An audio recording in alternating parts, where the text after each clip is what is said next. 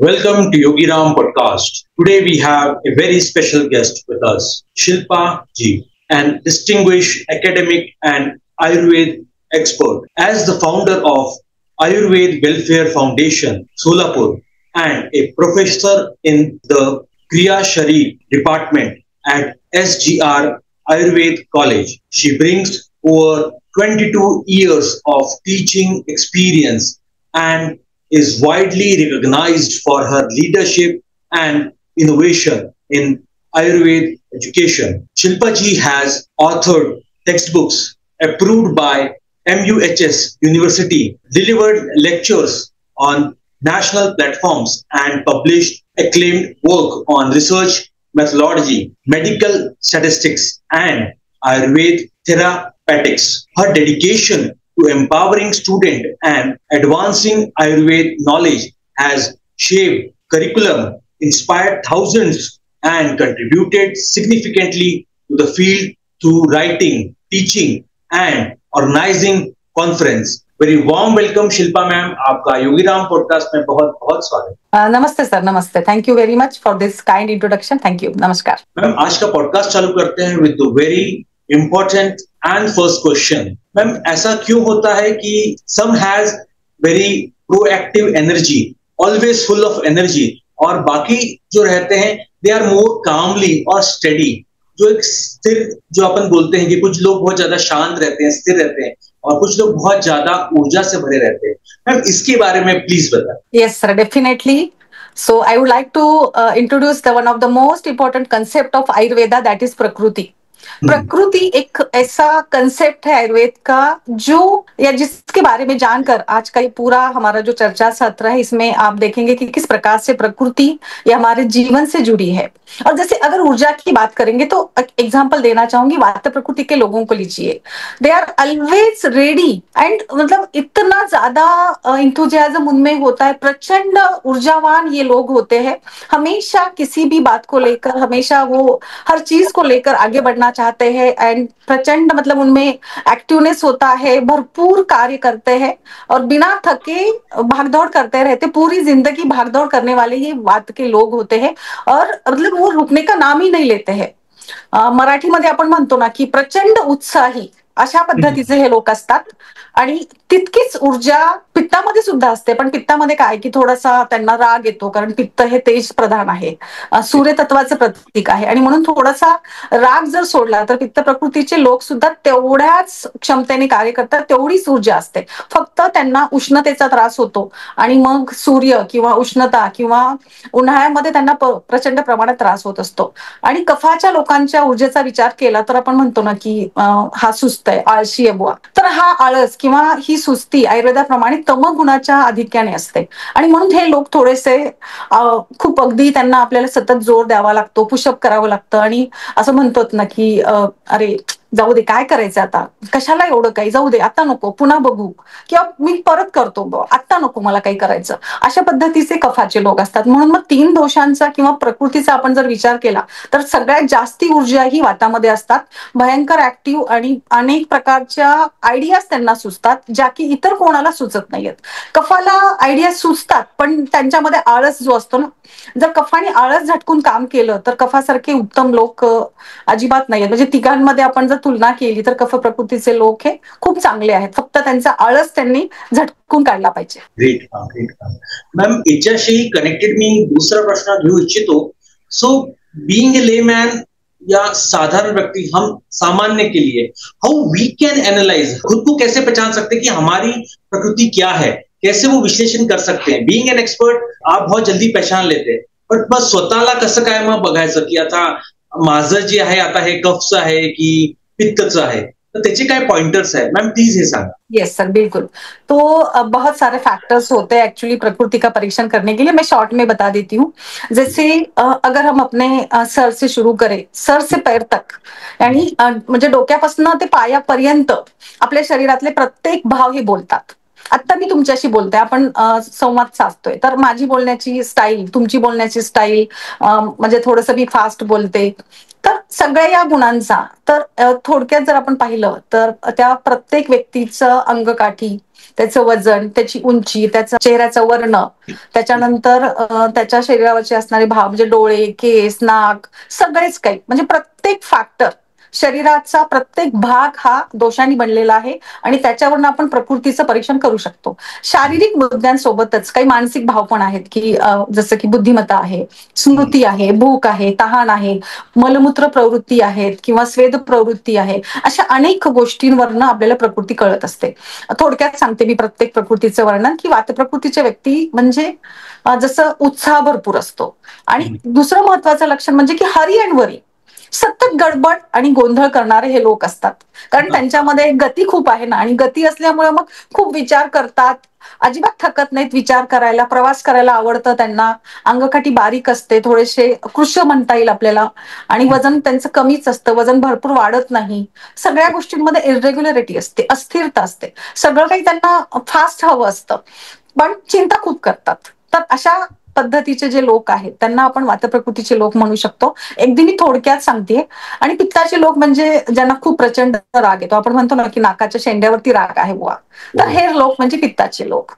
पण तितक्याच ताकदीने पण बुद्धिमान असतात, मध्यम अंगकाठी असते, वयाच्या मानाने लवकर म्हातारपण पित्तामध्ये येतं, केस लवकर पांढरे होतील, केस गळायला लागतील, पातळ दिसायला लागतील, भूक भरपूर लागते, भरपूर खातात, पचवतात सुद्धा, बुद्धिमान प्रचंड असतात. जसं एक्झाम्पल देता येईल की आपण माकडाचं उदाहरण घेऊया. माकड कसा प्रचंड बुद्धिमान प्राणी आहे, तर आयुर्वेदामध्ये आपण प्रकृती चांगल्या पद्धतीने समजावी म्हणून काही प्राण्यांची उपमा देतो. त्याच्यामध्ये आपण माकडाची तुलना पित्त प्रकृतीशी करू शकतो की माकड बुद्धिमान आहे, चपळ आहे, पण ते रागीट असतं. पहा, आपण सगळ्यांनी अनुभव घेतला असेल की तो कशा पद्धतीने रिॲक्ट करतो.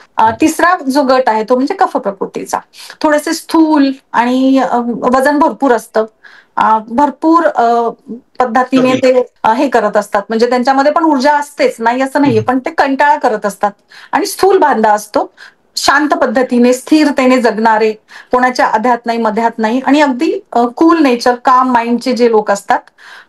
तमगुण आणि अधिक्य त्यांच्यामध्ये असतं, पण आळस हा त्यांचा मुख्य गुणधर्म आपल्याला पाहायला मिळतो. कफ हा पृथ्वी महाभूताशी रिलेटेड आहे म्हणून थोडे स्टेबल असतात, म्हणजे कुठल्याही कामाची सुरुवात चटकन करणार नाही, त्यांना थोडंसं सतत अरे कर असं म्हटल्यानंतर जे लोक कामाला लागतात ते लोक म्हणजे कफ प्रकृतीचे. पण वजनही चांगलं असतं त्यांचं, दिसायलाही छान असतात, अगदी आपण म्हणतो ना गुटगुटीत बाळ, त्या पद्धतीचं त्यांचं वजन असतं, नेहमी वजन चांगलंच असतं, म्हणजे सुदृढ बालक असं म्हणता येईल लोकांना आपल्याला. Ma'am, talking about today's technology, talking about apps, talking about how easy can be the assessment. तर मग काही या प्रकृती तपासासाठी काही कोणचे ऍप्स आहे का, काही कोणचे असे मेथड्स आहे का, कोणची ऍप्लिकेशन्स आहे का, ज्याच्याने आपण हे अजून इझिली माहिती करू शकतो? यस सर, बिल्कुल, बहुत सारे एप्लीकेशंस है nowadays, there are many more Android applications are available on Google Play Store. और सबसे इम्पोर्टेंट है कि आयुर्वेद में प्रकृति का परीक्षण या जो भी घटक आयुर्वेद के उनका परीक्षण हम लोग दर्शन, स्पर्शन और प्रश्न परीक्षा यानी ऑब्जर्वेशन, एग्जामिनेशन एंड क्वेश्चनिंग, ये 3 तरीके होते हैं.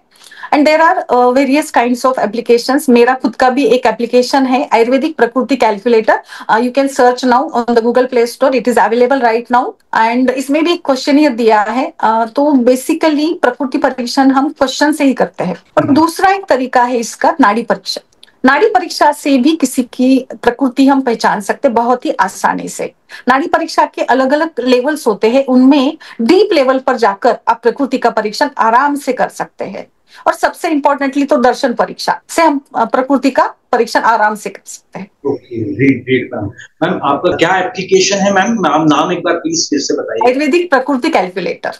Okay, great. Yeah, you can search on the Google Play Store. It is easily available, and you can calculate your own prakriti by the just questioning and clicking on that yes or no, and you will get your diet plan also. Great, ma'am. Moving to the next question, और मैं very specifically पूछना चाहूंगा, आज का youth बहुत ज्यादा health conscious है. Now he has that information. So how does understanding one's prakriti helps in maintaining good health? Ma'am, क्या वो पॉइंटर्स हैं, कैसे हेल्प करती है मैम, इसके बारे में प्लीज बताइए. सर बहुत ही इंपॉर्टेंट क्वेश्चन है। आई थिंक ये आज के जनरेशन के लिए, जैसे आज का युवा जो है या एक आज की जनरेशन जो है वो सब चाहते हैं हेल्दी रहने के लिए, बट हमारे पास आजू बाजू में इतना सारा मोह माया भरी दुनिया है आज की। इस मोह माया भरी दुनिया में एंड्रॉइड एप्लीकेशंस का जमाना है, मोबाइल का जमाना है, टेक्नोलॉजी हम यूज करते हैं, बट कहीं ना कहीं स्ट्रेस फैक्टर बहुत ज्यादा बढ़ गया है। और जिसके लिए मुझे लगता है कि हर एक व्यक्ति को अपनी प्रकृति का परीक्षण करके प्रकृती अकॉर्डिंगली लाईफस्टाईल को अपनाना चाहिए। प्रत्येक व्यक्तीने, म्हणजे अगदी छोट्या बाळापासून ते वृद्ध व्यक्तीपर्यंत तुम्ही तुमची प्रकृती तपासून घ्या आणि तुमच्या प्रकृतीप्रमाणे लाईफस्टाईल चेंजेस तुम्ही करा। आता काय काय करायचं, सगळ्यात महत्वाचं प्रकृती परीक्षण ज्या पद्धतीने मी आता सांगितलं तसं तुम्ही करून घेऊ शकता। तर सगळ्यात पहिला बदल करायचा आहे तो आहारामध्ये। आपण काय खातोय ते आपल्या प्रकृतीला सुटेबल आहे का, आपण काय खाल्लं पाहिजे आणि दिवसभरामध्ये किती खाल्लं पाहिजे, खाण्यामध्ये कुठले पदार्थ आलं पाहिजेत। कारण असं नाहीये ना, रॅन्डमली काय होतं की आपल्या किचनमध्ये एखादा पदार्थ बनतो समजा, तर तो सगळेजण आपण खातो, पण त्याच्यात आपल्याला डिफरन्शिएट केलं पाहिजे आणि ते प्रकृतीच्या अकॉर्डिंगली केलं पाहिजे। एखादं औषध आहे, ते औषध समजा पॅरासिटामोल आहे किंवा अजून एखादं आयुर्वेदिक औषध आहे, ते रॅन्डमली सगळे लोक खातात, पण आयुर्वेद तसं सांगत नाही। आयुर्वेद तसं सांगतं की प्रकृतीप्रमाणे तुम्ही मेडिसिन्स घ्या, पंचकर्म करायचे ते प्रकृतीप्रमाणे करा, कुठलीही चिकित्सा प्रकृतीप्रमाणे करा। इव्हन दो तुम्हाला समजा डोक्याला तेल लावायचंय, म्हणजे आपण आता कोकोनट ऑइल वापरतो, कुणी आल्मंड ऑइल वापरतं, कुणी अजून काहीतरी सुगंधयुक्त ऑइल वापरतं, पण त्याच्यामध्ये सुद्धा आपण हा कन्सेप्ट घेऊ शकतो। म्हणजे मी त्याच्यामध्ये इतका खोलवर अभ्यास केलाय की आता पुढे आपल्या सत्रामध्ये सुद्धा मी सांगेन बऱ्याचशा गोष्टी की लाईफस्टाईल चेंजेस आहे, फॅशन आहे किंवा अजून बऱ्याच सगळ्या गोष्टी जवळपास, म्हणजे तुम्ही व्यायाम काय करायचंय, तुम्ही कुठे फिरायला जायचंय, तुम्ही हॉटेलमध्ये गेल्यानंतर काय खायचंय, इथंपर्यंत सुद्धा आपण प्रकृतीला विचारात घेऊ शकतो। आणि याचाच उपयोग करून मला असं वाटतंय की आजच्या काळाची जी गरज आहे, प्रत्येकाला जे आरोग्य पाहिजे आहे ते तुम्हाला केवळ आणि केवळ प्रकृतीचं परीक्षण करूनच मिळेल, असं माझं ठाम मत आहे। Great, ma'am. Great, ma'am. Great, ma'am. The podcast is getting more intense and more knowledgeable. Ma'am, हे तर झालं फिजिकल अपिअरन्स बद्दल, but what about emotional thing? So how to balance emotions by knowing प्रकृती and what are the emotional responses of each one? Ma'am याच्याबद्दल थोडंसं सांगा, because काय होते प्रत्येकाचे emotion and how they react, that also help अजून ती जी सिच्युएशन क्रिएट होते, वेदर इट इज गुड और bad, that effect the body. तर मॅम याच्याबद्दल प्लीज डिटेलमध्ये सांगा. येस सर, खूपच महत्वाचा प्रश्न आहे मला असं वाटतंय, कारण प्रत्येक व्यक्तीच्या आयुष्यात म्हणजे स्वास्थ्य म्हणजे केवळ शारीरिक स्वास्थ्य नाहीये, मानसिक स्वास्थ्य सुद्धा खूप महत्वाचं आहे। आणि या मानसिक स्वास्थ्याकरिता आपल्याला आपल्या इमोशन्स वरती कंट्रोल ठेवायला लागतं। आता आपण 3 प्रकृतीचा विचार करू, ऍक्च्युअली 3 प्रकृती या नसतात, तशा द्विदोषच प्रकृती असतात, पण कन्सिडरिंग मोस्ट प्रोबॅबली लाइक की जैसे हम वात प्रधानता को देखते, पित्त प्रधानता को या कफ प्रधानता को। तो वात प्रधान लोग जो होते हैं बहुत ज्यादा इमोशनल, मूड स्विंग्स, अस्थिरता, बेचैनी एंड मतलब जो भी सामने कुछ अगर घटना होती है तो बहुत ज्यादा रिएक्टिव काइंड के ये लोग होते हैं, बहुत ज्यादा, मतलब तुरंत उनके रिएक्शंस आ जाते हैं, रोना धोना चिल्लाना झगड़े करना, मतलब ओवर रिएक्टिव और पॉजिटिव ज्यादा ये इनका स्वभाव होता है वात प्रकृति का। या वात के साथ अगर पित्त होता है तो फिर उसमें गुस्सा भी ऐड होता है। वात के साथ अगर कफ है तो कभी कभी वो रिएक्ट करते, कभी कभी वो शांत रह जाते हैं। तो ये द्विदोषज काइंड की प्रकृति होती है।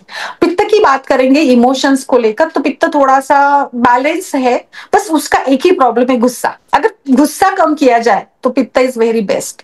पित्त में ज्यादा गुस्से के कारण ही सारे मतलब जो भी बवाल होता है, झगड़े है, पर्सनल लेवल के रिलेशनशिप है, जो भी है वो सारा पित्त के उष्ण तीक्ष्ण गुण के कारण या तेज गुण के कारण है। तुलना में देखेंगे तो कफ प्रकृति के लोग बहुत ही ज्यादा स्टेबल माइंडेड होते हैं, मतलब दे डोंट रिएक्ट।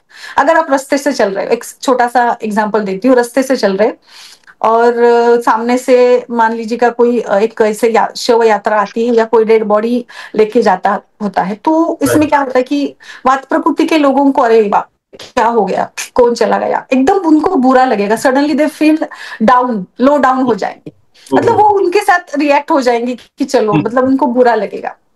और पित्त वालों को थोड़ा सा मॉडरेटली इमोशंस आएंगे कि अरे पता नहीं क्या हो गया, आजकल बहुत लोग मरते हैं वगैरह वगैरह।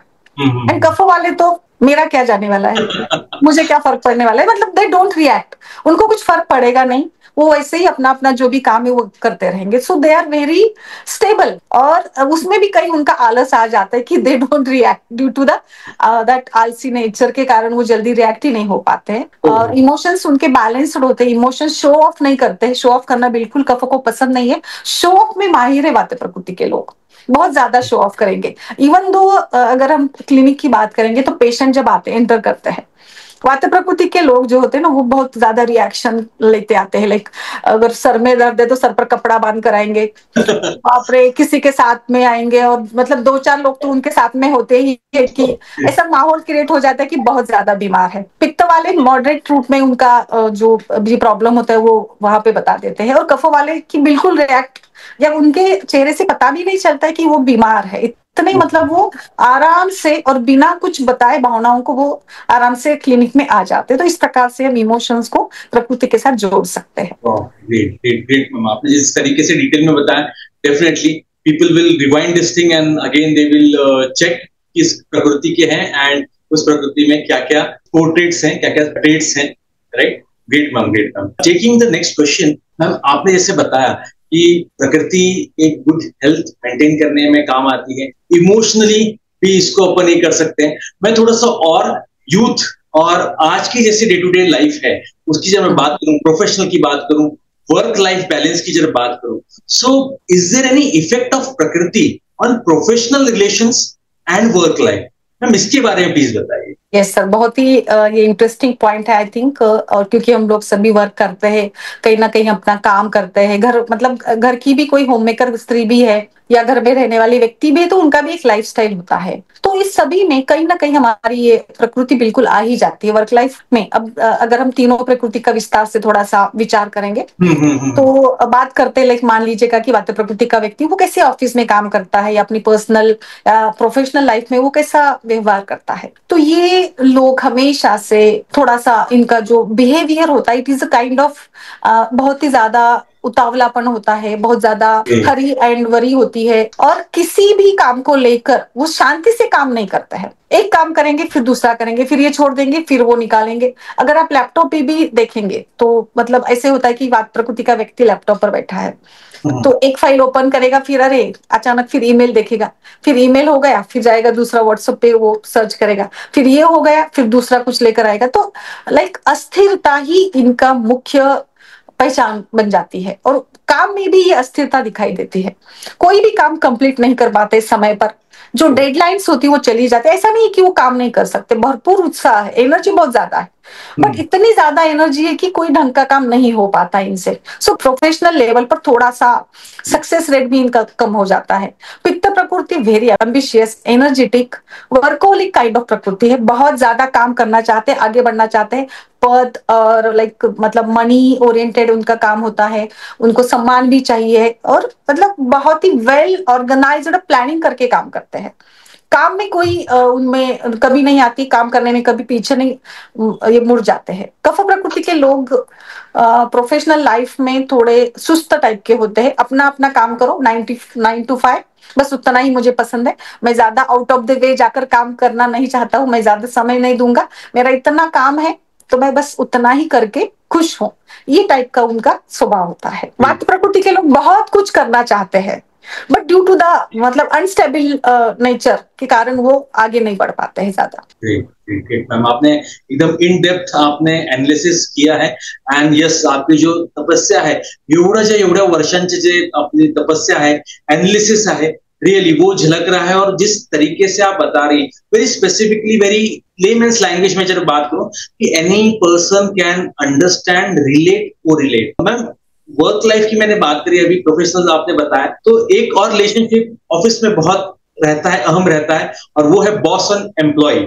सो मैम हाउ डज प्रकृति influence boss and employee relationship? Ma'am इसके बारे में प्लीज बताइए. या बिल्कुल सर, बिल्कुल. ये थोड़ा सा डिफरेंट काइंड का सवाल है बट मैं मेरे तरफ से बिल्कुल कोशिश करूंगी पूरी. And don't mind about that कि क्योंकि हमारे सभी के बॉसेस है एंड हम कहीं ना कहीं किसी से जुड़े होते हैं. अब मान लीजिएगा कि लाइक बॉस वात प्रकृति का है और एम्प्लॉय पित्त या कफ प्रकृति के हैं। बॉस वात प्रकृति का है तो वो थोड़ा सा चंचल टाइप का होगा, अस्थिरता होगी, कभी ये काम बताएगा फिर बोलेगा नहीं नहीं आप ये उधर मत जाइए ये काम करिए, फिर उसको कंप्लीट नहीं होने देगा, फिर से बुलाएगा, फिर से वो आपको चिल्लाएगा, मतलब आपके ऊपर विश्वास नहीं रखेगा, अनफेथफुल उसका स्वभाव है। तो लाइक वो एक जो रिलेशन होनी चाहिए बॉस और एम्प्लॉय में वो पूरा कंप्लीट नहीं कर पाएगा, और आपके ऊपर मतलब बिना इसके सबूत के भी वो कुछ गलत आरोप लगाएगा, एंड इस टाइप का उसका रिलेशन होता है।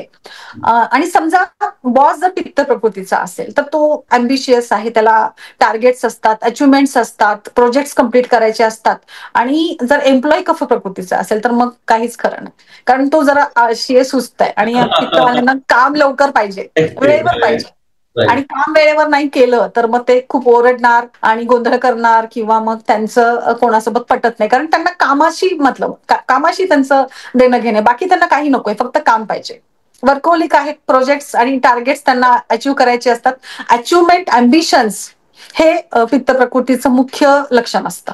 त्याच्यामुळे पित्त प्रकृतीचा बॉस जर असेल तर सगळे त्याला त्यात दबकून असतात, अरे बापरे सर काय म्हणतील, मॅडम काय म्हणतील, त्यांचा मूड ठीक आहे ना आज, जाऊ ना मी ऑफिसमध्ये, अशा पद्धतीचे जे प्रश्न असतात ते मुख्यतः पित्त प्रकृतीच्या बॉसशी रिलेटेड असतात. समजा बॉस कफ प्रकृतीचा आहे तर मग सगळं म्हणजे ऑफिस किंवा वर्क प्लेस मध्ये खूप शांतता असते, सुव्यवस्था असते, कारण बॉस तसा शांत आहे, खूप काही रागवत नाहीये, पण राग आला तर तो मात्र तुम्हाला कधी ना कधी त्याचा राग काढून दाखवतो, म्हणजे तो राग मनात ठेवतो, वातासारखं बोलत नाही किंवा काही ईमेल्स पाठवणार नाही किंवा काही नोटीस मेमो देणं हा प्रकार नाहीये. वातामध्ये मात्र मेमो देणं, नोटीस देणं किंवा काहीतरी बोलणं, अपमान करणं हे सतत सतत घडत राहतं, कारण त्यांना सहन होत नाही, ते लगेच रिॲक्ट होतात. पण कफामध्ये तसं नाही, कफाचा बॉस असेल तर तो शांततेमध्ये समजून घेऊन सगळं काम पूर्ण करू शकतो.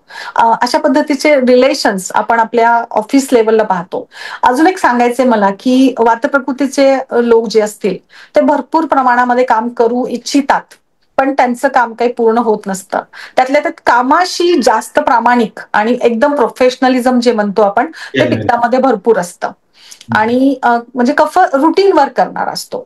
आता समजा एखादा कफ प्रकृतीचा बॉस आहे आणि वात प्रकृतीचा एम्प्लॉय आहे, तर त्याला काय असतं की काहीतरी करत राहायचं असतं, म्हणून तो काहीतरी नवीन प्रोजेक्ट घेऊन बॉसकडे जातो, बॉसला खुश करायचंय किंवा अजून काहीतरी त्याला करायचं असतं म्हणून. पण मग तिथे काय होतं की त्याचा हिरमोड होतो. का बरं? कारण हा बॉस जो आहे तो कफ प्रकृतीचा आहे, त्याला फारसं काही नवीन नाही करायचंय, मग तिथे त्यांचं बिनस. तशीच गोष्ट पित्तासोबत पण होते, कारण पित्ताला पण खूप काही अचिव्हमेंट्स घ्यायचे, टार्गेट कंप्लीट करायचंय, तो आपलं रोज भरपूर काम करतोय आणि बॉसकडे जातोय, पण बॉस काही त्याचं काम पुढे घेऊन जातच नाही, कारण बॉस थोडासा स्लो गोईंगच्या मूडचा आहे. असं चित्र काहीसं ऑफिसमध्ये असू शकतं. मॅम, अंडरस्टँडिंग ऑल दिस अनालिसिस जे तुम्ही केलेले आहे, अजून मी एक ब्लंट क्वेश्चन विचारू इच्छितो की मग कोणची प्रकृती सगळ्यात सक्सेसफुल आहे? सर आता ऍक्च्युअली विचार केला तर सक्सेसफुल होण्यासाठी बरेच फॅक्टर्स महत्वाचे असतात. म्हणजे बॅकग्राऊंड असतो किंवा आपल्याला स्कोप मिळतो का, तुम्ही कुठल्या सिटीमध्ये राहताय, तुमचं कामाचं स्वरूप काय आहे, तुमचं म्हणजे सगळ्याच गोष्टी, बरेच फॅक्टर्स येतात. तसं आयुर्वेदाप्रमाणे किंवा दोष प्रकृतीचा विचार करून जर सक्सेस रेट ठरवायचं असेल तर कफाचा सक्सेस रेट जास्त आहे. कारण काय, तर कफ प्रकृतीचे लोक हे शांततेत आयुष्य जगतात आणि जेवढं आपला आवाका आहे तेवढं काम कम्प्लीट करतात. स्टॅबिलिटी इम्पॉर्टंट आहे, गोड बोलतात, काम करून घेतात, रिलेशनशिप चांगली मेंटेन करतात, रागावत नाहीत, गैरसमज नसतात, संशय नसतो, छान म्हणजे छानपैकी ते हे करून घेतात, आणि त्याच्यामुळे मग कफाचा सक्सेस रेट हा थोडासा चांगला असतो. सेकंड लेवलला येतो पित्तदोष. ऍक्च्युली पित्तामध्ये खूप काही चांगल्या गोष्टी आहेत, बुद्धिमान आहेत, ऊर्जावान आहेत, आणि त्यांच्याकडे खूप काही म्हणजे तशी क्षमता पण आहे, पण तरी सुद्धा कुठेतरी अहंकार, ॲरोगन्स आणि मीपणा आणि माझंच खरं आणि थोडंसं डॉमिनेटिंग नेचर आहे, डॉमिनेटिंग पर्सनॅलिटी आहे पित्त प्रकृती. त्याच्यामुळे कुठंतरी ते थोडेसे मागे राहतात आणि त्यांना खूप जास्ती पाहिजे आहे, म्हणजे मला म्हणजे धनसंपत्ती पण पाहिजे, मला पोझिशन्स पण पाहिजेत, आणि भरपूर काही सतत त्यांना पुढे जायचं असतं, आणि मग कुठंतरी काही कमी पडलं तर मग ते नाराज होतात, कारण सतत पैसा आणि पद प्रतिष्ठा याच्या मागे हे लोक धावत असतात, आणि मग त्या प्रमाणात जर त्यांना मिळत नसेल तर ते नाराज होतात, आणि म्हणून मग पित्त प्रकृतीला थोडंसं कुठंतरी आपण म्हणतो की सक्सेस रेट हा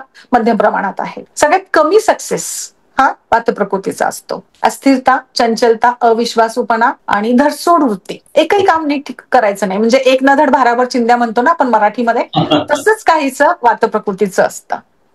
खूप काही येतं, खूप प्रचंड गोष्टी त्यांना येतात, नवीन काही गोष्टी त्यांना सुचतात सुद्धा, फक्त त्या पूर्णत्वाला नेऊ शकत नाहीत. का नेऊ शकत नाहीत? कारण तेवढा त्यांचा स्टॅमिना नाहीये. काम करायची इच्छा असते पण त्यांच्याकडं बल कमी आहे, चंचलता जास्ती आहे आणि मग त्याचा पूर्ण वापर होऊ शकत नाही. कफामध्ये वापर पूर्ण होतो, ज्या काही क्षमता आहेत त्या पूर्ण वापरल्या जातात. म्हणून कफ प्रकृतीचे लोक थोडेसे चांगले यशस्वी किंवा सेटल्ड आपण म्हणतो ना तसे असतात. व्हेरी वेल एक्सप्लेन.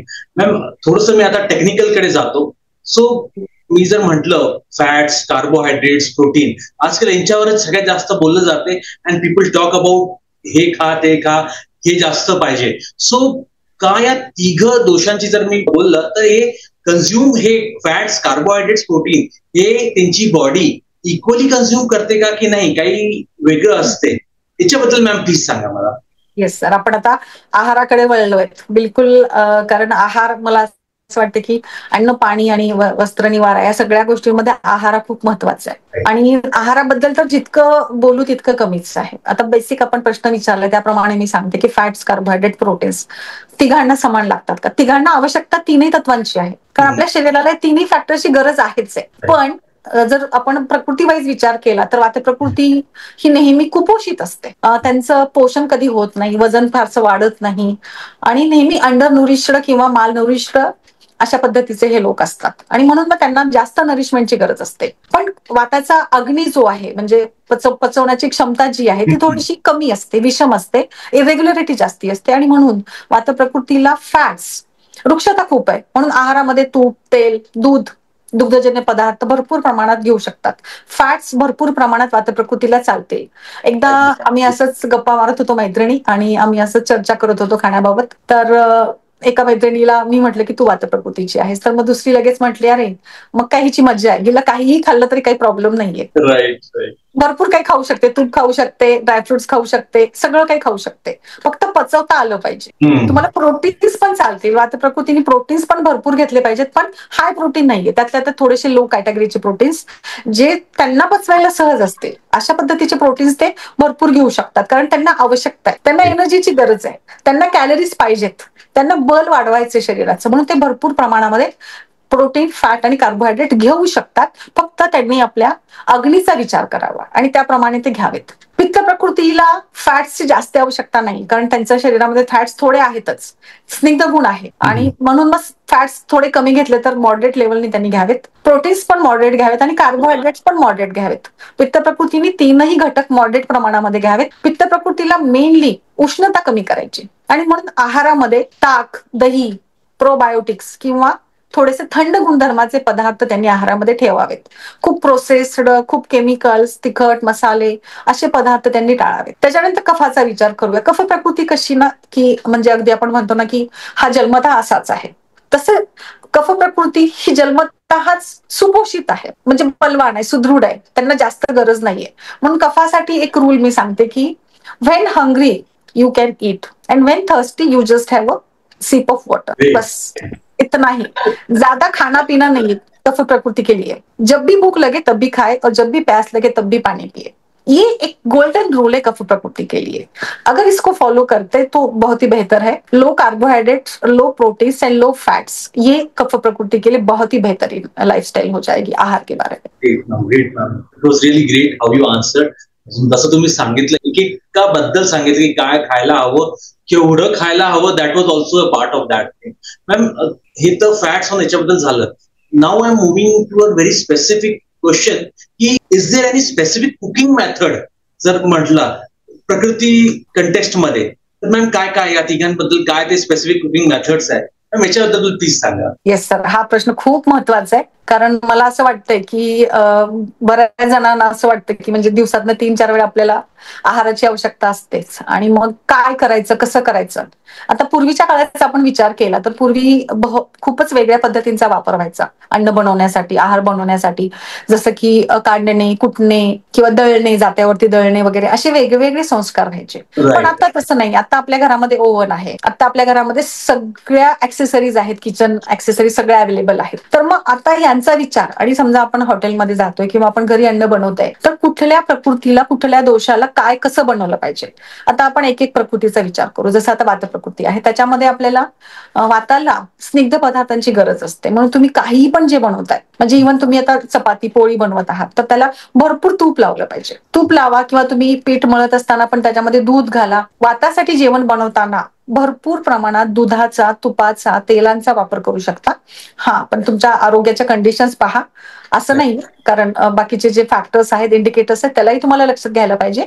वातासाठी सगळ्यात महत्वाची गोष्ट म्हणजे अन्न पदार्थ भरपूर प्रमाणात शिजविणे. पाण्यामध्ये, दुधामध्ये शिजवून खा, कच्चं खाऊ नका. इव्हन आता मी एक या ठिकाणी सांगू इच्छिते की सॅलड आपण खातो रँडमली, वर्षानुवर्ष आपण ककंबर आहे किंवा कॅरेट आहे, हे सॅलड जे असतं ते आपण कच्चं खातो कापून. पण आजपासून मला सगळ्यांना सांगायचं खूप महत्वाचं की सॅलड कच्चं खाऊ नये, याच्याने वातप्रकोप होतो. You just steam it with the help of just a pinch of ghee and salt. इसमें आप उसको स्टीम करिएगा and then you have it. It will taste good, बहुत ही अच्छा लगता है ये डिश. आप इसी प्रकार से कैरेट की या कोई भी जो भी चीज है सॅलड्स की, वो आप स्टीम करके खाइएगा. त्यांना वाफवून खायचे, कच्चं अजिबात खाऊ नये. हा सगळ्यात महत्वाचा. आज काय करतात लोक, रँडमली सकाळी उठल्यानंतर स्प्राउट्स खातात. अजिबात वातासाठी चांगले. आयुर्वेदाने इव्हन स्प्राउट्स नाहीच खायचे सांगितले, म्हणजे शिजवून खायचे, आणि ते पण अगदी 2 चमचे. बरेच लोक स्प्राउट्स वरती म्हणजे अगदी वाटीभर किंवा प्लेटभर स्प्राउट्स खातात, कच्चे खातात. तर कच्चे स्प्राउट्स अजिबात हेल्दी नाहीयेत, आणि त्याच्याबद्दल रिसर्च पण झालेले आहेत आणि आर्टिकल्स पण आहेत की कच्चं खाणं कसं आपल्या आरोग्यासाठी धोकादायक आहे, खास करून वात प्रकृतीसाठी.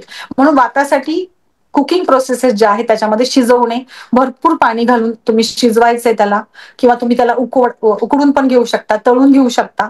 अशा सगळ्या ज्या प्रोसेसेस आहेत ज्याच्यातनं शरीराला स्निग्धता मिळते, त्या सगळ्या प्रोसेसिंग आपण फॉलो केल्या पाहिजे. पित्ताकडे वळूया. पित्ताला भरपूर भूक लागते, भरपूर खायला पाहिजे असतं, पण पित्तामध्ये ना उष्णता खूप आहे. म्हणून आपण काय केलं पाहिजे की काही समजा एखादा पदार्थ बनवतोय, तर आता समजा वांग्याची भाजी आहे, आपल्याला सगळ्यांना आवडते. आता वांग्याची भाजी बनवण्याच्या खूप पद्धती आहेत. भरलं वांग आहे, किंवा वांग्याचं भरीत आहे, किंवा रस्सा भाजी आहे, किंवा अजून त्याला पीसेस करून बनवणं आहे. तर आता ही वांग्याची भाजी वातासाठी कशी बनवायची, तर भरपूर पाणी घालून शिजवून पातळ, म्हणजे रस्सा भाजी. पित्तासाठी करायचे कमी मसाले, कमी तेल, आणि फक्त थोडंसं स्टीम करून बनवा. कफासाठी बनवायचे तर फक्त वाफवून, म्हणजे कमी, अगदी कमी तेल आणि म्हणजे मसाले सुद्धा कमी वापरून तुम्ही फक्त त्याला स्टीम करून घ्या, किंवा जस्ट आपण शालो फ्राय जसं करतो तसं सुद्धा केलं तरी चालेल. म्हणजे इतकं आपण बारकाईने त्याचा विचार केला पाहिजे. पित्तासाठी फर्मेंटेशन, किंवा आपण आता आंबवतो, प्रक्रिया करतो, इडली डोसा करायचा त्याला आंबवलं जातं, किंवा लोणचे आहेत, पापड आहेत, मसाले आहेत, अजून बऱ्याचशा गोष्टी आहेत. त्या सगळ्या प्रोसेसिंग आहेत ज्या आज तुम्ही मॉलमध्ये जाऊन अन्नपदार्थ खरेदी करता. डबाबंद अन्न प्रकार आपण वापरतो, किंवा प्रिझर्वेटिव्ह भरपूर. इन्स्टंट फूड सगळ्यात जास्त घातक असेल तर पित्ताला, तर त्याच्यामध्ये भरपूर प्रिझर्वेटिव्ह केमिकल्स असतात ज्याच्याने पित्त वाढू शकतं. म्हणून त्या सगळ्या प्रोसेसेस पित्तासाठी बिलकुल म्हणजे धोकादायक आहेत, किंवा त्याच्याने त्यांचं आरोग्य नक्की बिघडेल. आता कफासाठी, की कफ ऑलवेज, कफ प्रकृती ही सुपोषित असते, त्यांना फारशी पोषणाची गरज नाहीये, त्यांच्या शरीरामध्ये स्निग्धता भरपूर आहे, तेल तुपाची पण गरज नाहीये फारशी, मग कमी खायचंय.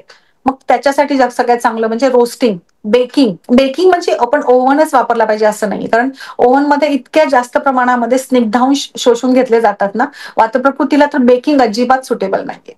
सगळं काही त्याच्यातलं सत्व संपून जातं. मग ते कुणाला द्यायचं, तर ते कफाला चालू शकतं. म्हणजे रोस्ट केलेले किंवा कमी तेलामध्ये, खूप पाण्यामध्ये पदार्थ शिजविणे कफासाठी बिलकुल चांगलं नाही. त्यांना थोडंसं हलकं शिजवणं, ते पण कमी पाण्यामध्ये, कमी तेलामध्ये, कमी दुधाचा वापर, कमी स्निग्ध पदार्थांचा वापर करून, अशा पद्धतीच्या ज्या काही प्रोसेसेस आहेत त्या तुम्ही कफासाठी वापरू शकता. आता समजा खीर बनवायची किंवा तुम्हाला स्वीट्स बनवायचे, तर काय कराल, कफासाठी तेल, तूप, सुके मेवे कमी घालून तुम्ही खीर बनवा. दूधही कमी वापरा. वातासाठी भरपूर दूध, भरपूर तूप, सुके मेवे, सगळं काही भरपूर मसाले टाकून तुम्ही खीर बनवू शकता. आणि पित्तासाठी थोडंसं दूध वापरून तुम्ही खीर बनवू शकता. म्हणजे असं आपल्याला घरामधल्या कुटुंबामध्ये 4 व्यक्ती आहेत, तर त्या वेगवेगळ्या प्रकृतीच्या असतात. मग त्या सगळ्यांचा विचार करून मला असं वाटतं की आपण आहार बनवला पाहिजे. प्रत्येक व्यक्तीसाठी आहार वेगळा बनला पाहिजे. Great, ma'am. Taking next question, a light one, and yes, informative too. If you invite a Vata, Pitta, and Kapha to dinner, who will arrive first? सगळ्यात प्रथम कोण येईल आहे? Who will complain about the food? कोण त्याच्यामध्ये त्रुटी काढेल आहे? अजून most important, who will ask for the take away box? कोण तिला पॅक करून घरी घेऊन जाणार आहे? मॅम याच्याबद्दल प्लीज सांगा. येस सर, खूपच इंटरेस्टिंग प्रश्न आहे हा. आणि जेवायला बोलवल्यानंतर सगळ्यांनाच आवडतं नक्की. कसं आहे की गती या वाताचा गुणधर्म आहे. आणि वात प्रकृतीनं म्हणजे आता समजा 8 वाजताची बस आहे, गावाला जायचंय, तर 7:30ला बस स्टँडला पोहोचणार, स्टेशनला पोहोचणार.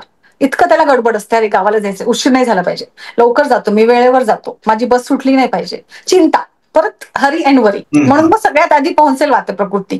त्याच्यानंतर वेळेवरती, म्हणजे 8 वाजता जेवायला बोलवले संध्याकाळी, तर 8ला 5 कमी असताना जाऊ बाबा, वेळेवरती जाऊ, फार लवकर नको, फार उशिरा नको, अशा पद्धतीचा पित्त प्रकृती. 8 वाजता बोलवलंय, जाऊ आरामात, काय घाई आहे, 8:30ला जाऊ, कोण येतं इतक्या लवकर, असं काहीतरी विचार करणारे कफ प्रकृतीचे. आणि पित्ताला भूक भरपूर लागते, जेवायला आवडतं, म्हणून मग पित्त म्हणाला, अरे खूप छान झाले, मला थोडंसं डब्यात मी घरी घेऊन जातो आणि उद्या खातो. अशा पद्धतीचा स्वभाव पित्ताचा असतो. कारण त्यांना खाण्यामध्ये आवड असते, रुची असते, भरपूर खाऊ शकतात, पचवू शकतात.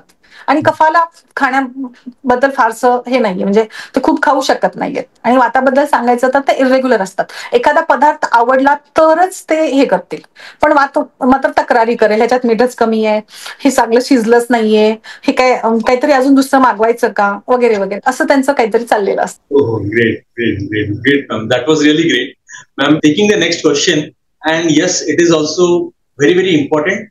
And nowadays, people very much integrate into their life. I'm talking about gym. I'm talking about walking exercise. So, are gym and walking exercise preferable for all prakritis? तर मी म्हणू की हे तिघांकरता आहे का, या असं आहे की नाही, कोणाकरता आहे कोणाकरता नाही, याच्याबद्दल प्लीज डिटेलमध्ये सांगा. हो सर, खूपच महत्वाचं आहे. कारण आज रँडमली आपण पाहतो ना की सकाळ झाली की सगळीकडे लोक पळतात, धावतात, व्यायाम करतात, खूप चांगली गोष्ट आहे. पण मला असं वाटतं की प्रत्येक व्यक्तीने आपल्या प्रकृतीला ओळखून त्याच्या प्रकारे एक्सरसाइजचा पॅटर्न हे निवडला पाहिजे.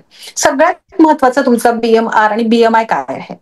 तुम्ही जिम लावली तर जिम मध्ये गेल्यानंतर सुद्धा तिथल्या इन्स्ट्रक्टरने सुद्धा त्या व्यक्तीची प्रकृती पाहावी आणि मगच त्याला एक्सरसाइज चॉईस करून द्यावेत. सगळ्यांसाठी वॉकिंग उत्तम नाहीये, सगळ्यांसाठीच जिम उत्तम नाहीये. कोणी काय करायचं, कोणी आसन करायचे, कोणी प्राणायाम करायचा, कोणी झुंबा करायचा, कोणी कार्डिओ करायचा, किंवा कुठले अजून काही व्यायाम प्रकार आहेत ते करायचे, हे सगळं तुमच्या प्रकृतीवर आहे.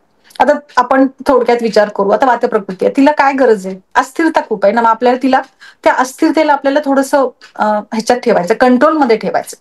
मग स्टॅबिलिटी पाहिजे, म्हणून ग्राउंडिंग आणि नर्चरिंग टाईपच्या ज्या मुवमेंट्स आहेत त्या वातासाठी. म्हणून वातानी खूप काही अट्टहास करू नये की मला जिमला जायचंय, मोकळ्या हवेत तर अजिबात नाही. वातानी घरच्या घरीच आपल्या अगदी बंद खोलीमध्ये सुद्धा चालेल अशा प्रकारच्या व्यायामाचा उपयोग करावा. म्हणजे पद्मासन आहे, किंवा शवासन करा, किंवा तुम्हाला प्राणायाम करायचा आहे, अनुलोम विलोम करायचा आहे. आपल्याला मुख्य उद्देश काय वातासाठी, त्याच्या मनावरती नियंत्रण आणि त्याच्या हालचालींवरती, गतीवरती नियंत्रण आपल्याला मिळवायचं आहे. म्हणून परत गती नका करू तुम्ही. मोकळ्या हवेत, गच्चीवर, इकडे तिकडे फिरायला जाण्याची आवश्यकता नाही, उलट वात वाढेल. म्हणून वातानी जमिनीवरती बसून, वाताचं कनेक्शन आहे, वातदोष वायू आणि आकाशने बनलेले, म्हणून वातानी पृथ्वी महाभूताशी म्हणजे जमिनीशी जुडलं पाहिजे. जमिनीवर बसून घरच्या घरी तुम्ही आरामात व्यायाम करू शकता.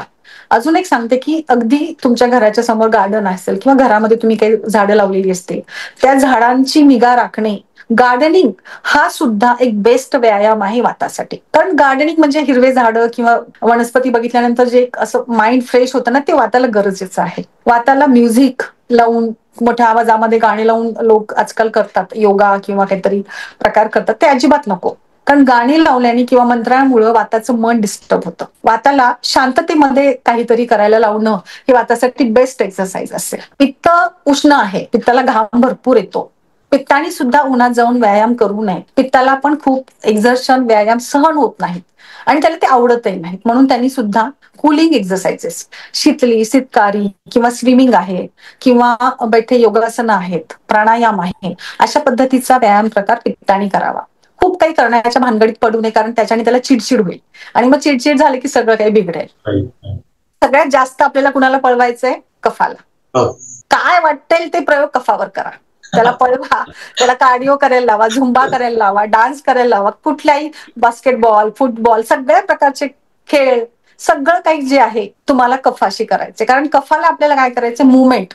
कारण कफा आळशी आहे ना, मग आळस कसा झटकून काढायचा? त्याच्यासाठी व्यायाम प्रकार म्हणजे खूप असे तीव्र प्रकारचे व्यायाम प्रकार, ज्याच्याने शरीराची हालचाल होईल, मसल्सची हालचाल होईल आणि मनावरती जो एक आळस जडलेला आहे ना, सावट आहे ना तमाचं, ते दूर करायचं. म्हणून सगळ्या कफाच्या लोकांना आपण सगळे जे काही प्रकार करायचे ते कफाला करायला लावायचे. म्हणजे जिम करणं, पायलेट्स असतील, झुंबा डान्स असेल किंवा बेली डान्स असेल, what ever they can do. फक्त एक्झर्शन त्याच्यामध्ये झालं पाहिजे, शरीर हललं पाहिजे, असं काहीतरी कफाला करू द्या. Great ma'am, that was really great. Talking about next trending, जसं जिमचं तुम्ही सांगितलं, एक्सरसाइजचं तुम्ही सांगितलं.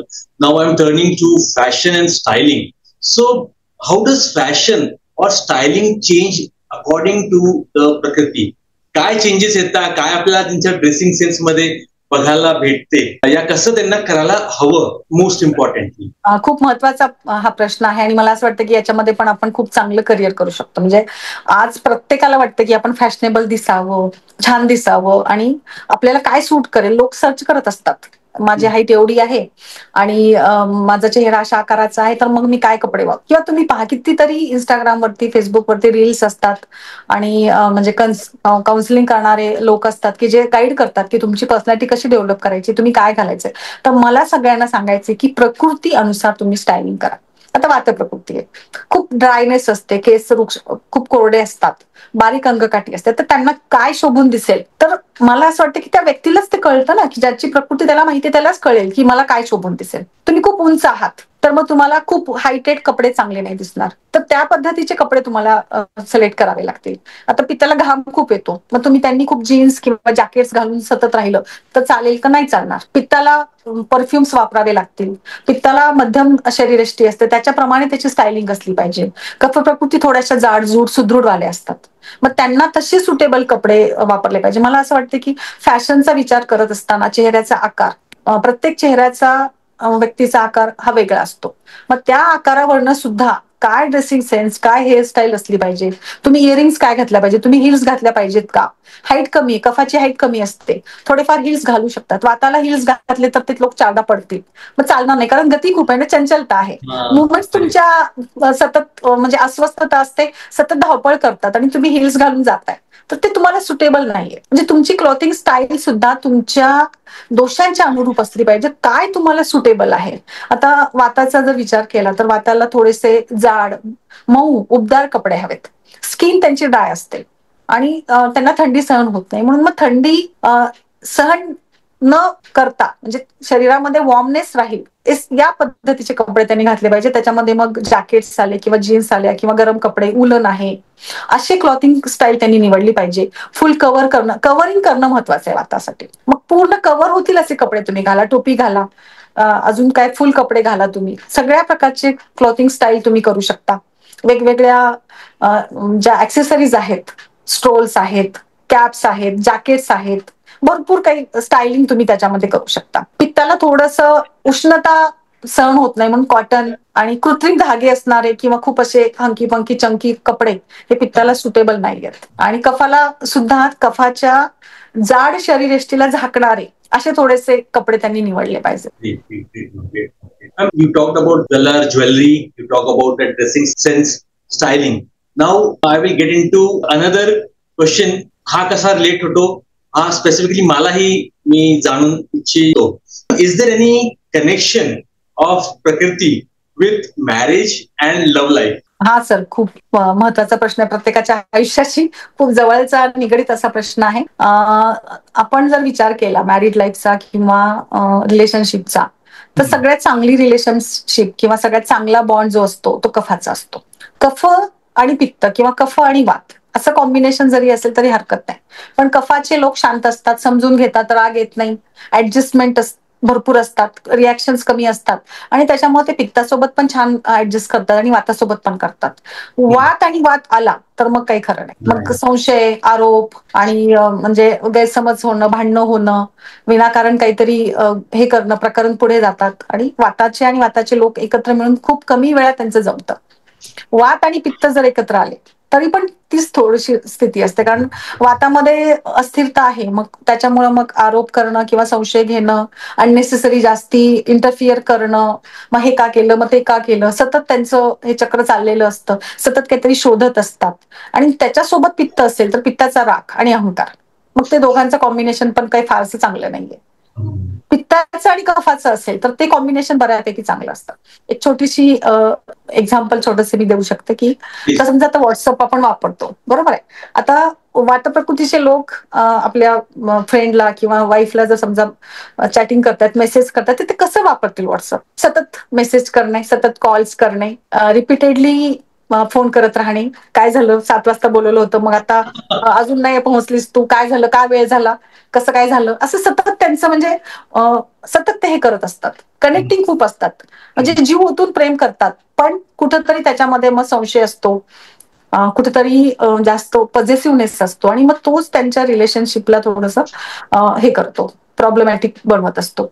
पित्तामध्ये थोडा म्हणजे तेवढं फारसं काही इन्व्हॉल्वमेंट नसते, कारण त्यांचा मेन मोटिव्ह काय आहे, स्वतःला थोडंसं हे करून ठेवतात, डॉमिनेटिंग पर्सनॅलिटी आहे म्हणून खूप काही महत्व देत नाही. कफाचे लोक मात्र न व्यक्त होता म्हणजे खूप काही फोन करणार, खूप काही व्हॉट्सअप मेसेज किंवा सतत आय लव्ह यू किंवा आय मिस यू वगैरे असं काही नाहीये. ते फारसं काही व्यक्त करणार नाहीत प्रेम, पण त्यांचं आपलं आहे म्हणजे कनेक्टिंग खूप आहेत, इन्व्हॉल्ड असतात, योग्य वेळेला ते गोष्टी प्रकट करतात. ओव्हर कुठल्याही गोष्टी नसतात. पण वातामध्ये मात्र हे खूप असतं, पॉझिटिव्हनेस असतो, सतत सतत सतत ते हे करत राहतात समोरच्या व्यक्तीला. अशा पद्धतीचे रिलेशन्स असतात. म्हणजे सक्सेसफुल कपल आपल्याला म्हणायचं असेल तर कफदोष ज्या ठिकाणी कॉम्बिनेशन मध्ये आहे त्या घरचं वातावरण म्हणा किंवा कपल असेल तर तिथे जास्त सक्सेस तुम्हाला मिळतो. आणि वाताचं मात्र आदळत आपटत भांडत चाललेलं असतं. Great. Talking more about married life, love life. So, what about reproductive health, male or female, and Prakriti, and how to overcome these related problems? Madam याच्याबद्दल पण मॅम प्लीज सांगा. हा सर, बिलकुल. जर आपण रिप्रोडक्टिव्ह हेल्थचा विचार केला तर वातप्रकृतीमध्ये मोस्टली म्हणजे वातप्रकृतीच्या महिला असतील तर त्यांना मेन्स्ट्रुअल सायकलचे प्रॉब्लेम्स असतील, इरेग्युलर मेन्स्ट्रुअल सायकल असेल किंवा मेन्स्ट्रुअल पेन असेल, इन्फर्टिलिटी आहेत, असे अनेक इश्यू त्यांच्यामध्ये असतील, अमेनोरिया असतो, अशा बऱ्याच म्हणजे ज्या वाताशी रिलेटेड कंडिशन्स आहेत त्या सगळ्या त्याच्यामध्ये असतील. वातप्रकृतीचा मेल असेल तर त्याला पण इन्फर्टिलिटी किंवा क्वालिटी ऑफ स्पर्म असे इश्यूज त्यांच्यामध्ये असू शकतात, लो स्पर्म असू शकतं. पित्त प्रकृतीमध्ये आणि वातामध्ये दोघांमध्ये अबॉर्शन्सचे प्रमाण सुद्धा जास्त असू शकतं. पित्तामध्ये उष्णतेमुळे आणि वातामध्ये चंचलतेमुळे, या दोन्ही गुणांमुळे त्यांची रिप्रोडक्टिव्ह हेल्थ खूप काही चांगली नसते. मग रिप्रोडक्टिव्ह हेल्थ कोणाची चांगली तर कफाची चांगली. का बरं तर कफाचा आणि शुक्र धातूचा हा कनेक्टिंग संबंध असतो, जवळचा संबंध असतो, म्हणून कफ प्रकृतीला फारसे प्रॉब्लेम्स येत नाहीत. पण येतात, कधी येतात, समजा त्यांचं वजन वाढलेलं असेल, ओबेसिटीमुळे मग पीसीओडी आणि मग त्याच्यामुळे ट्यूब ब्लॉक होणे किंवा इन्फर्टिलिटी अशा समस्या कफामध्ये येऊ शकतात. ओव्हरऑल जर विचार केला तर ऍज अ प्रोजेनीचा विचार केला या आपण जर मुलांचा विचार केला तर सहजपणे मूल होणं ही आजच्या काळात तशी थोडीशी रेअर गोष्ट होत चालली, तर ती कफामध्ये मात्र तुम्हाला नक्की आढळेल. कफाच्या लोकांना फारसा काही त्रास होत नाही. वाताला मात्र त्रास होऊ शकतो. वातामध्ये अनेक अडचणी येऊ शकतात कन्सीव्ह होण्यासाठी. पित्तामध्ये पण येतात, वातामध्ये वृक्षतेमुळे आणि पित्तामध्ये उष्णतेमुळे. ह्या अशा पद्धतीने आपल्याला त्यांचा अर्थ घेता येतो. Moving to the next question, how can Prakriti be used at home? आपल्याला प्रकृतीचं एवढं तुम्ही जे डिटेलमध्ये सांगितलं, so in day to day life मध्ये आपल्याला हे कसं याला चांगल्या प्रकारे प्रकृतीची माहिती आपल्याला उपयोग करता येईल. मॅम याच्याबद्दल प्लीज मॅम काय जे पण पॉइंटर्स आहेत on a day to day life याच्याबद्दल मॅम प्लीज सांगा. Yes sir. खूप मला असं वाटतं की प्रत्येकाचं स्वतःचं घर आपलं एक असं घर म्हणजे असं एक स्थान असतं की जिथे आपण खूप स्वतःला कम्फर्टेबल फील करतो. आणि हे घर बनवत असताना सुद्धा आपण खूप स्वप्न ठेवतो की हे फर्निचर करू, इकडे ही सोय करू किंवा अशा सगळ्या आपल्या इन्फ्रास्ट्रक्चरच्या रिलेटेड गोष्टी असतात. आणि त्याच्यासोबतच मला असं वाटतं की प्रत्येकाने आपलं घर बनवत असताना घरातल्या व्यक्तींचा स्वभाव कसा आहे, त्यांची आवश्यकता काय आहे, त्यांची प्रकृती काय याचा विचार करावा. आता घरामध्ये वाताचे लोक असतील तर वातासाठी काय पाहिजे, वाताला थंडी सहन होत नाही म्हणून घरामध्ये खूप मोठ्या मोठ्या खिडक्या नको, तर आपल्याला त्याला व्यवस्थित सील केलं पाहिजे. कव्हरिंग वातासाठी महत्वाचं आहे म्हणून घरामध्ये पण पडदे भरपूर लावा, कव्हरिंग तुम्ही करा आणि घराचं टेम्परेचर नॉर्मल किंवा गरम राहील, वॉर्म राहील. वॉर्मनेस हा खूप महत्वाचा आहे वातासाठी, म्हणून तशा पद्धतीची योजना आपण करू शकतो. तुम्ही कलर्स पण वापरत असाल तर त्या वेळेला सुद्धा असे कलर म्हणजे सुथिंग कलर जे आहेत वातासाठी त्या सुदनिंग कलरचा तुम्ही उपयोग करू शकता. पित्तासाठी काय महत्वाचा प्रॉब्लेम असतो, घाम जास्त येतो, उष्णता सहन होत नाही. म्हणून पित्तासाठी मात्र मोठे मोठे म्हणजे खिडक्या, बाल्कनीज किंवा अगदी एअरी पॅसेज असणारे घर तुम्हाला जास्त उपयोगाचे ठरतील. आणि कुलिंग असलं पाहिजे, सेंट्रल एसी करा किंवा तुम्ही पंखे लावा भरपूर प्रमाणामध्ये, हवा खेळती राहील, हे पित्तासाठी खूप महत्वाचं आहे. आणि कफासाठी पण वाम टेम्परेचर राहिलं पाहिजे, कफालाही थंडी सहन होत नाही म्हणून कफासाठी पण तशाच पद्धतीचं. पण कफाला व्हायब्रंट कलर्स आणि कफाला स्टिम्युलेटिंग कलर्स पाहिजेत, कारण कफा आळशी आहे म्हणून कफाला थोडंसं स्टिम्युलेटिंग ठेवलं पाहिजे आणि वाताचं स्टिम्युलेशन कमी केलं पाहिजे आपण, म्हणून त्याला कुलिंग आणि सुदनिंग इफेक्ट वाले सगळे आपले कलर्स म्हणा, पडदे म्हणा किंवा अजून ज्या काही सजावट आपल्याला करायची आहे त्या पद्धतीने आपण ते गालिचे असतील, वातासाठी गालिचे भरपूर वापरा तुम्ही, कारण वाताला थंडी सहन होत नाही, मग थंड पाय नकोय, मग घरामध्ये भरपूर ठिकाणी तुम्ही असं उबदार घर करू शकता. अशा पद्धतीची योजना आपण आपल्या घरामध्ये करू शकतो. मॅम, मी एक अजून प्रश्न घेऊ इच्छितो रिगार्डिंग द कॅरियर गायडन्स बद्दल जर आपण बोलू, so how can the concept of प्रकृती be incorporated into career guidance? आता पहा, करिअरच्या दोन गोष्टी आहेत. एक तर तुम्हाला त्या प्रकृतीचंच करिअर करायचं, समजा आता वाताला ट्रॅव्हलिंग आवडतं, मग त्यांनी टूर मॅनेजर, टूर गाईड म्हणून काम करायचंय, पण त्यांनी वाताची काळजी घेतली पाहिजे, मग त्यांनी ते काम करा. हा एक त्याच्यामध्ये पॉइंटर असेल. आणि दुसरा महत्वाचा मुद्दा की तुम्ही तुमच्या प्रकृतीच्या अपोजिट काम करा. म्हणजे आता वाताला ट्रॅव्हलिंग आवडतं पण ट्रॅव्हलिंग जास्त केलं तर ते वात प्रकोप करणार असतं, म्हणून मग वाताने काय केलं पाहिजे तर बैठे काम, बैठे व्यवसाय म्हणजे गल्ल्यावर बसणे किंवा बिझनेस वगैरे असतात ना, दुकान चालवणे, अशा पद्धतीचे व्यवसाय त्यांनी करावेत. आणि त्याला जर अशी त्याच्या आवडीची कामं करायची असतील तर त्यांनी आपल्या वाताची काळजी घेतली पाहिजे. आता थोडंसं मी अजून डिटेल समजावून सांगते की वात प्रकृतीला चलगुण आवडतो, गती आवडते, म्हणून फिरण्याशी रिलेटेड पिग्मी एजंट आहे किंवा मार्केटिंग बिझनेसेस आहेत, फिरते व्यवसाय आहेत, अशा पद्धतीचे व्यवसाय वात प्रकृती खूप छान करू शकतात. कल्पकता त्यांना आवडते म्हणून आर्टिस्ट आहेत किंवा म्युझिशियन्स आहेत किंवा सर्कसमध्ये काम, कारण गंमत जमत करणे, विनोद करणे त्यांना आवडतं, त्यांना ते जमतं सुद्धा, म्हणून तशा पद्धतीचे व्यवसाय ते करू शकतात. पित्ताचा जर विचार केला तर पित्ताला थोडंसं बुद्धी चांगली आहे आणि मतलब पित्त प्रकृति के लोग फिर राइटर्स या लाइक एकेडमिशियंस, रिसर्चर्स इस टाइप के काम कर सकते हैं. सीए वगैरह की जो बैंकिंग है, banking professional is also good for पित्त प्रकृति. एंड कफ प्रकृति के लिए फिर आर्मी, नेवी, जहां पर बहुत ज्यादा शारीरिक मेंटेनेंस या शारीरिक बल अच्छा होना चाहिए, स्ट्रेंथ अच्छी होनी चाहिए, वहां पे कफ प्रकृति के लोग. सगळं काही जिथे सहनशीलता खूप लागते ना तिथे कफ प्रकृती चांगल्या पद्धतीने काम करू शकते. सगळ्या प्रकारच्या सैन्य दलांमध्ये आहे किंवा बैठे काम सुद्धा कफ प्रकृतीला चालणार आहे, पण त्यांनी कफाची काळजी घेतली पाहिजे. खूप सतत बसून राहतील तर कफ वाढेल, so they should care for that dosha and then they can do that work, no issues. म्हणजे मला असं वाटतं की आजकाल ना मुलांना 8वी 7वी 8वीत गेले की लगेच काउन्सिलिंग सुरू होतं की काय घ्यायचं तुला, त्या पद्धतीने क्लासेस लावायचेत. तसं न करता आपण प्रकृती करिअर मध्ये घेऊन प्रकृती अनुसार करिअर गायडन्स आपण केंद्र चालवले पाहिजेत असं मला वाटतं. आणि मग तिथे त्या व्यक्तीची क्षमता काय, त्याची बौद्धिक कुवत किती आहे. जसं वाताची बौद्धिक कुवत खूप नसते, आयडियाज खूप आहेत पण बौद्धिक कुवत नसते, मग तो पुढे चालून अपयशी ठरतो. आपण पाहिलं आता की सक्सेस रेट कमी आहे वाताचा, पित्ताचा सक्सेस रेट खूप असतो, त्याला खूप काही नवीन नवीन करायचं, मग त्याला तुम्ही सायंटिस्ट व्हायला पाठवा, त्याला मॅथ्स पण चांगलं जमतं, त्याला सीए होऊ द्या, बँकिंग प्रोफेशनल्स मध्ये जाऊ द्या, त्याला आकडे नंबर्स आवडतात, त्याला मॅथ्स लाईन मध्ये जाऊ द्या. आणि कफाला थोडंसं शांत राहायचा स्वभाव आहे, कुलिंग आहे, मग त्याला त्या पद्धतीचे कामं तुम्ही करू द्या. असं एक आपण हे करू शकतो करिअरच्या बाबतीत दोषांचा उपयोग करून घेऊ शकतो. ठीक ठीक ठीक ग्रेट मैडम, इसी के कंटेक्स्ट में आपसे मैं नेक्स्ट सवाल पूछना चाहूंगा. So what kind of steps, programme और scheme should be taken to make a layman aware about the प्रकृति in general? क्या वो स्टेप्स हैं, क्या वो प्रोग्राम्स हैं, क्या वो स्कीम्स है, या मोर ओवर जब मैं इसको ऐसा पूछूं कि how do you guide through your workshop, how do you guide with your courses, और क्या वो इनिशियल स्टेजेस में आप उनको गाइड करते हैं, हेल्प करते हैं to get into the advance knowledge of the prakriti? Yes sir, बिल्कुल आपने बहुत ही अच्छा सवाल पूछा है. तो आपको जहां पर भी अवेलेबल है वहां पर जाकर आप खुद की प्रकृति परीक्षण करवाइएगा. और एज मास लेवल पर अगर बात करेंगे तो मुझे लगता है कि सभी को, जैसे अभी अभी फिलहाल लास्ट ईयर हमारा जो NCSM है, नेशनल बॉडी है, उनकी तरफ से देश का प्रकृति परीक्षण करके एक मुहिम चलाई थी, जिसमें हर गांव में, हर देश, हमारे भारत देश में हर गांव में, हर जिले में, हर शहर में प्रकृति परीक्षण किया गया था. और सब लोगों ने, मतलब हमने वहां पे एक रिकॉर्ड भी किया है, बहुत सारे रिकॉर्ड्स इस मुहिम ने हमने किए. इसी प्रकार के अलग अलग प्रोग्राम्स हम अपने कॉलेज में, हम अपने मोहल्ले में, हम अपने कोई भी जो आपका एरिया है वहां पर आप जहां काम करते हैं वहां पर भी आप एक्सपर्ट को बुलाकर प्रकृति परीक्षण करवा लीजिएगा और गाइडेंस लीजिएगा. इस प्रकार से हम आगे बढ़ सकते हैं.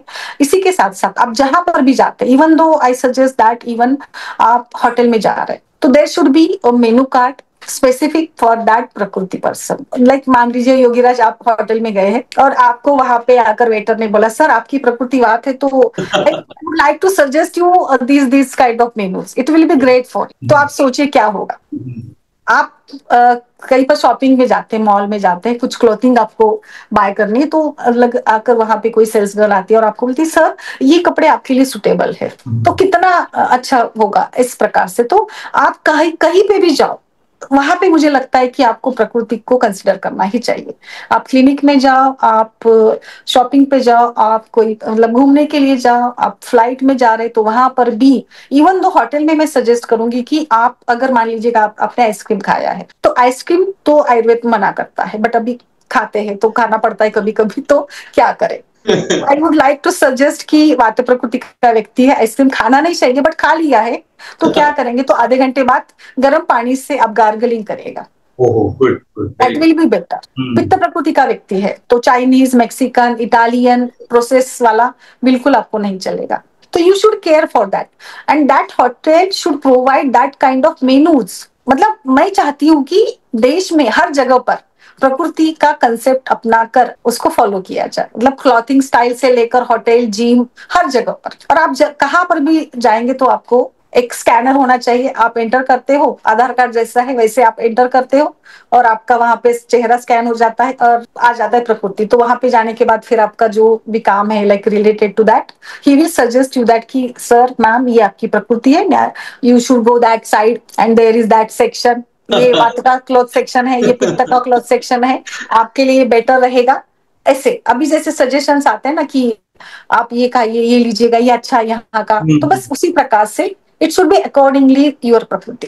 तो इस प्रकार से हमें ये अपनाना चाहिए. I like to suggest that. और एक बात भी मैं कहना चाहती हूँ कि अगर पॉसिबल हो तो कहीं पर हमारे जो स्कूल का सिलेबस है उस स्कूल के सिलेबस में भी वी मस्ट इंक्लूड एक चैप्टर ऑफ दैट प्रकृति, कि बच्चों को भी पता होना चाहिए कि प्रकृति क्या है. So they should aware in the early age. वो अपने छोटे एज में ही अवेयर हो जाएंगे कि भाई मुझे जाकर आगे वात विकार हो सकते हैं. अब वात प्रकृति का व्यक्ति है तो उसको संधिवात, वात के विकार ज्यादा होंगे. पित्त प्रकृति का व्यक्ति है तो उसको acidity, gastritis, ulcers, stomatitis kind of diseases ज्यादा होते हैं. कफ प्रकृति का व्यक्ति है तो स्थूलता, ओबेसिटी, डायबिटीज काइंड के डिसीजेज ज्यादा होते हैं. तो अगर हमें अर्ली स्टेज में ही प्रकृति पता चली तो आगे आने वाले समय में लाइफस्टाइल चेंजेस क्या करने हैं ये हमें पता चलेगा. और जो स्वस्थ भारत की हमारी जो ये है वो सफल बनाने में मुझे लगता है कि बहुत हमें कामयाबी मिलेगी. ग्रेट मैम, आपसे बात करके बहुत अच्छा लग रहा है.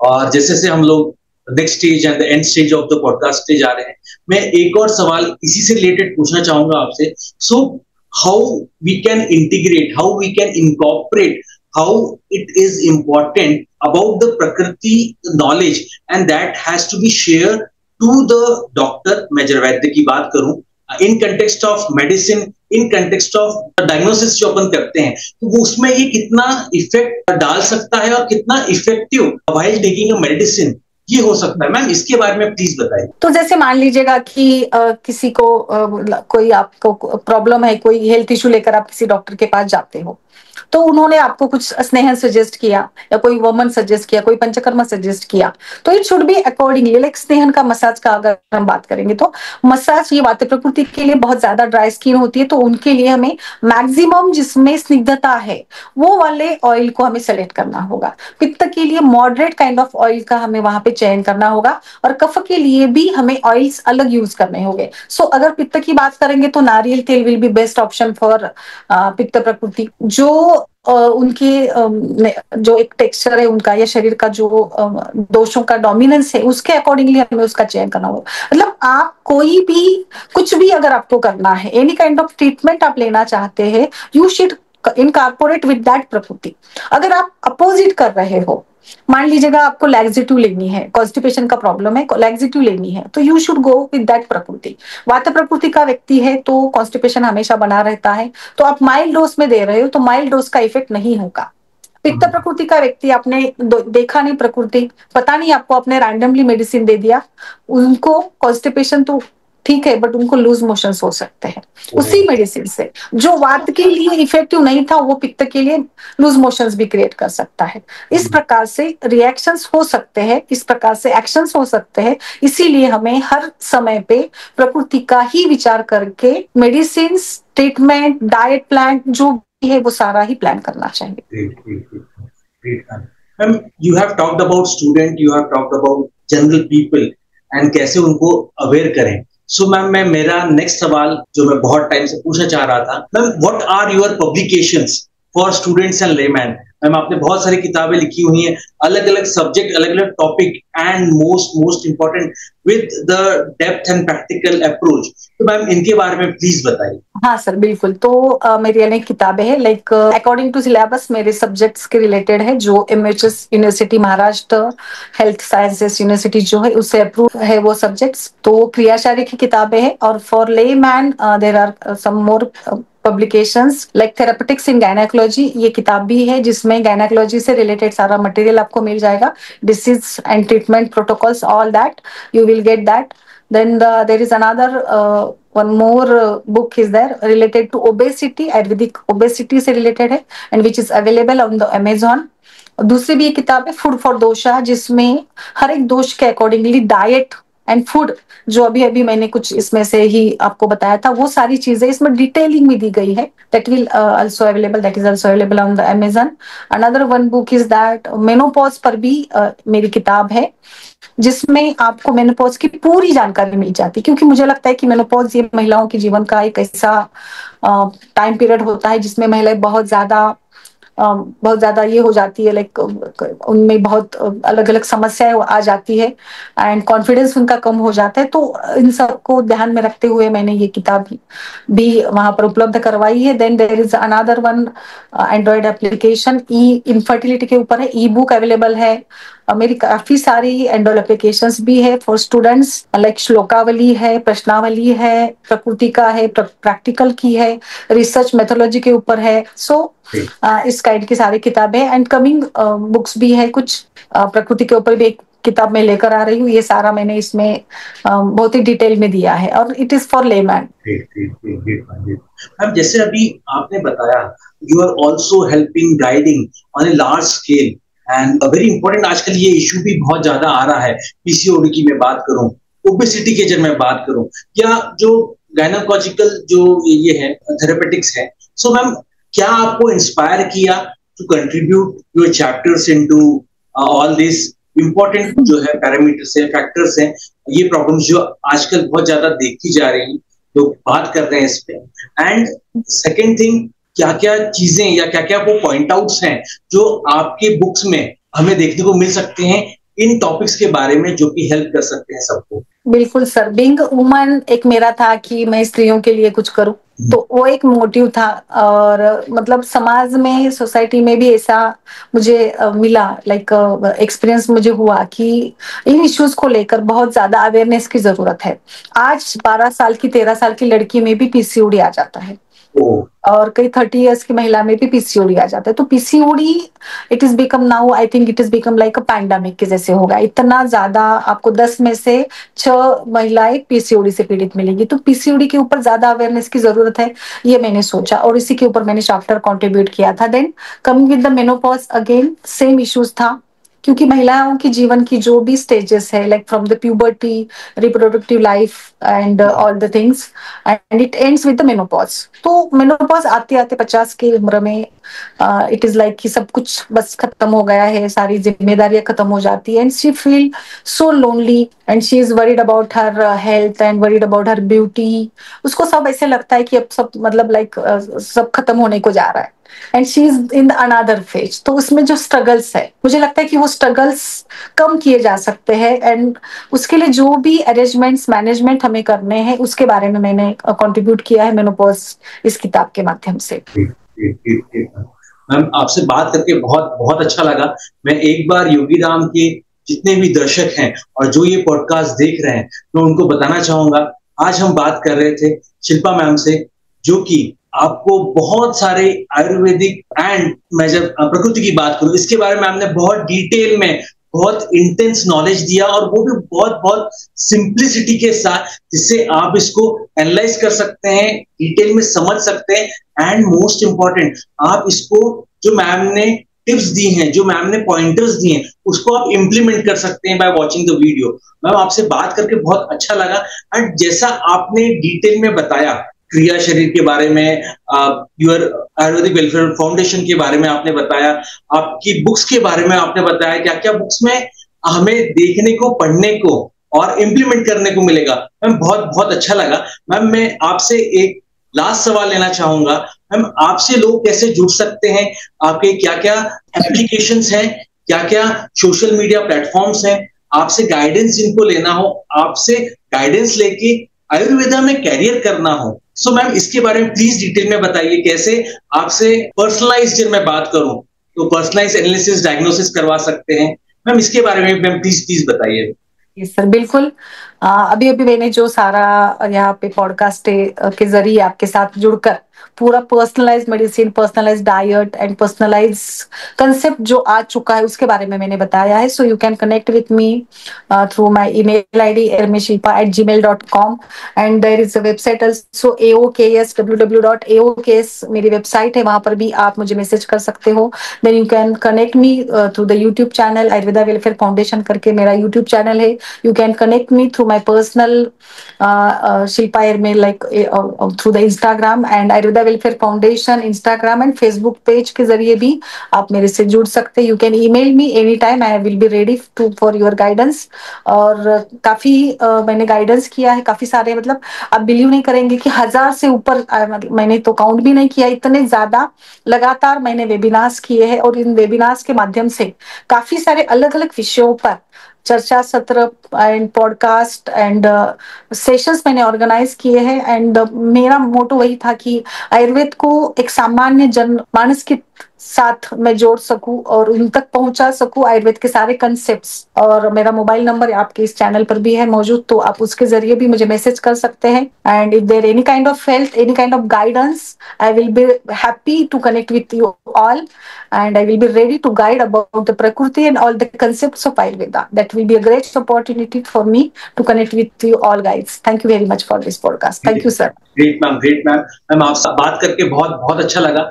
और जो भी ये लोग पॉडकास्ट देखने वाले हैं, योगीराम के viewers, definitely they will be, सबसे पहला वो काम यही करने वाले हैं, दे विल बी एनालाइजिंग कि किस प्रकृति के वो हैं, एंड क्या क्या चीजें आपने बताई हैं वेरी स्पेसिफिक विद प्रकृति, और उनको वो क्या क्या चीजें करनी चाहिए, क्या क्या चीजें नहीं करनी चाहिए और बचना चाहिए। मैम, आपसे बात करके बहुत बहुत अच्छा लगा। योगीराम के सारे व्यूअर्स की तरफ से, जो ये वीडियो देख रहे हैं, उनकी तरफ से बहुत बहुत धन्यवाद आपका, आपके प्रेशियस टाइम के लिए। और मैम, मैं ये पॉडकास्ट एंड करना चाहूंगा with a very very very special message जो आप देना चाहेंगी योगी राम के सारे व्यूअर्स को। Yeah, so thank you very much, all the viewers and all the subscribers of Yogi Ram. And it will be a great opportunity. Again, I will connect with you all with a different kind of subject.